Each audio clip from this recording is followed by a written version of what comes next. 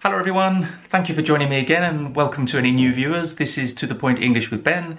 I'm Ben, and in this video I'm going to teach you 7 very useful idioms which will be great to use in the speaking paper of your English exam.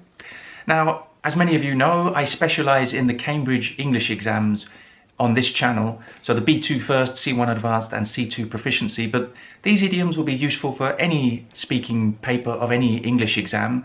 And in fact, these idioms are useful for your English in general, just for speaking. Of course, there's not any special vocabulary that we only use in exams and we don't use in real life. It's all valid. Having said that, of course, it's very useful in an exam to try to include some advanced and some impressive vocabulary so the examiners can give you some more marks. But it must sound natural. You don't want to just force this vocabulary in just to impress the examiners, or at least it shouldn't appear that way. It shouldn't seem like that. And the idioms that I'm going to teach you today are useful for any topic. They're not topic specific, so you can use them whatever the discussion or whatever you're talking about, whether it's the pictures or whether it's the discussion or the collaborative tasks. These idioms will be useful. Okay, so let's get straight to it. So the first idiom I have for you today is very useful for when you don't know what to say, which is quite common, especially in the C2 Proficiency Cambridge English exam or any high-level exams, because the questions are deliberately ambiguous or difficult to answer. So what do you say if you just have no idea? Well, I suggest you're honest, okay? So just to say, I have no idea, but a nice idiomatic expression you can use is, I haven't the foggiest. I haven't the foggiest, or I haven't the foggiest idea. You can specify idea or not. And that just means, I have no idea. I have no idea. You can also say, I haven't the faintest. I haven't the faintest, or I haven't the foggiest. They both have the same meaning. Now, I must say that if you use this expression, you can't just stop there. You have to say something in an exam. You can't just say, I haven't the foggiest, what's happening, and finish. You have to say, I haven't the foggiest, but. So an example, I haven't got the foggiest idea what's happening in the photo, but it might be, okay, ... you, whatever the photo may be, you continue speaking. So you have to speculate. So you could say it might be, or maybe, or it seems like, or whatever you see in the photo, you have to continue that sentence, but you can't just stop. You always have to give content to the examiner. So even if you don't know, you have no idea what's happening, say something, speculate. That's a big part of the speaking paper of the exams. And the next idiom is related to that. It's kind of a continuation. So if you don't know what to say, but you have to say something, then you can use the expression to hazard a guess, to hazard a guess. So maybe, as I said, maybe the photos, maybe you're looking at a photo and you don't know what's happening, but you have to say something. Or maybe even in a discussion or a collaborative task, your partner asks you something or says something and you don't really know how to react, but you have to say something. So you can say to hazard a guess, which basically means just to guess. But this hazard, it kind of means to risk a guess, risk guessing something. So you may be wrong. You're saying I may be wrong, I don't really know, but to hazard a guess. So let's look at an example. I haven't got the foggiest idea, but if I had to hazard a guess, I would say, okay, so I'm using the 2 idioms in one sentence there. So I haven't got the foggiest idea, so I have no idea, maybe what's happening in the photograph or what you've just asked me about, either the interlocutor or my partner. But you have to expand. So you say, but if I had to hazard a guess, so you're using the conditional structure there, I would say. So if I had to hazard a guess, which you do, because it's an exam and you have to elaborate, and then you continue. You say something, speculating again, it's just your ideas. And remember, it's not really about what you say in the exam, it's how you say it that is important. That's what the examiners are evaluating. As long as you are answering the question, you have to stay on topic. You can't just answer a different question or go off on a complete tangent. You must answer the question. But you shouldn't worry if you say something which is a little bit silly or even something you don't really believe. It's not what you say, it's how you say it. By the way, if you've decided to take one of the Cambridge English exams and you're a little bit lost, you're not sure how to organize your studies, check out my preparation courses, online preparation courses. I have the C1 Advanced and C2 Proficiency available now. I'm working on the B2 first now. I know people have been asking me. These courses take time to prepare and build, so please be patient. But yeah, check out the link in the description and let me know if you have any questions. And the next idiom is very useful to use when perhaps you think that your partner maybe is not following what you're saying. Maybe they're not quite understanding what you're saying, or maybe you feel you haven't explained it very well. Maybe you've got a little bit lost in your explanation, and you just want to check that your partner, and really signaling to the interlocutor, because although you're speaking to your partner, you really care about what the examiners think. So the idiom is catch my drift, or to catch one's drift, but to catch my drift is the usual form. And as I said, that just means to understand what someone means. But it's usually used if there is possibly some confusion. So let's look at an example. We should all be responsible consumers if we want to solve social issues, if you catch my drift. Okay, so you can say if you catch my drift, or do you catch my drift, like a direct question.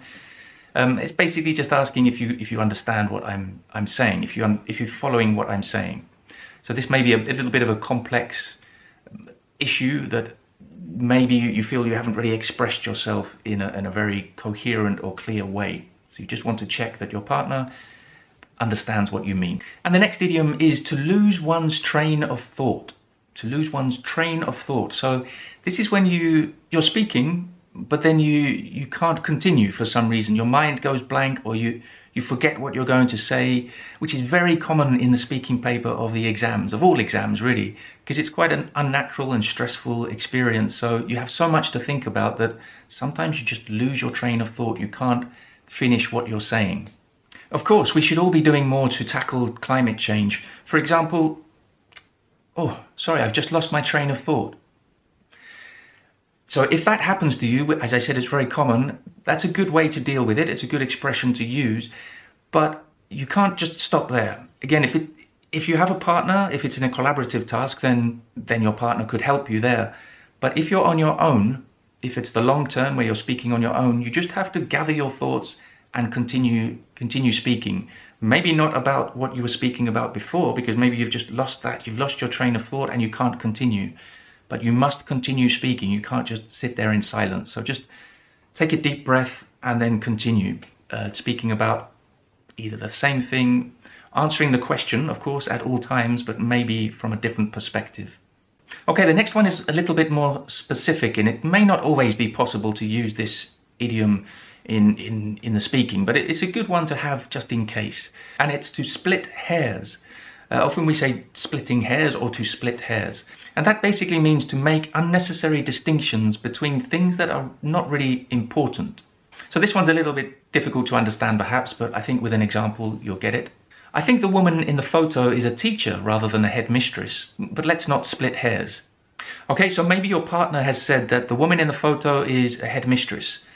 And you respond by saying, well, actually, I think it's a teacher, not a headmistress. But then you realize, well, that's actually not that important. That's a detail. It's a little bit unnecessary to make that distinction. So you can just say, oh, yeah, but let's not split hairs. So it's a really nice expression to really emphasize that you understand it's not important, but you've said it now, so you can't take it back, but it's good to recognize that. So we often use it in the negative. Or to respond to someone, you could say, I think you're splitting hairs a little bit there. You're making this unnecessary distinction. And the next one is very useful when you want to give your opinion about something, which is good in the exams. Often you have to give your opinion, or you don't have to, but it's natural when you're in a conversation, especially the discussion part of the exam. So the idiom is pet peeve, pet peeve. And that just means something that especially annoys someone. So if you talk about a pet peeve for you or my pet peeve, then it's something that really annoys me, something personal. So something that maybe it doesn't annoy other people, but it annoys me or you if you're speaking, of course. My biggest pet peeve is people throwing cigarette butts on the ground. Okay, my biggest pet peeve is people throwing cigarette butts, so that the ends of cigarettes, when they're finished smoking, they throw them on the ground and walk away. That is actually true. That's one of my biggest pet peeves. It's something that really annoys me. It's something personal.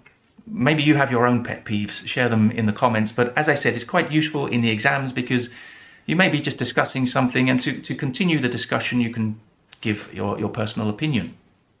And the last idiom for today, I'm not really sure if this qualifies as an idiom actually, but it's a very useful expression that you can use in your exams, in the speaking paper. So it's to cut a long story short.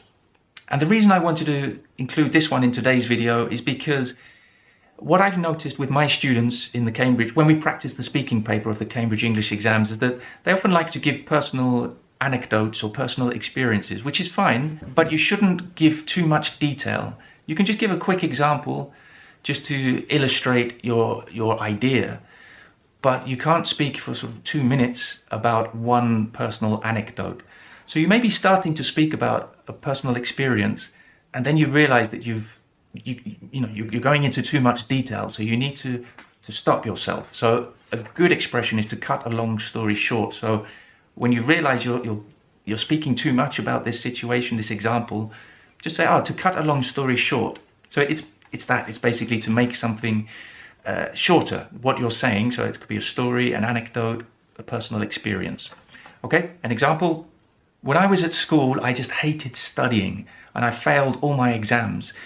To cut a long story short, I don't think the education system is good for everyone. Okay, so I could have gone into a lot more detail, and I was going to go into a lot more detail about why I failed my exams, why I didn't like studying, but you don't have time in the exam to go into too much detail, so just to cut a long story short, let's just get to the important part of the information.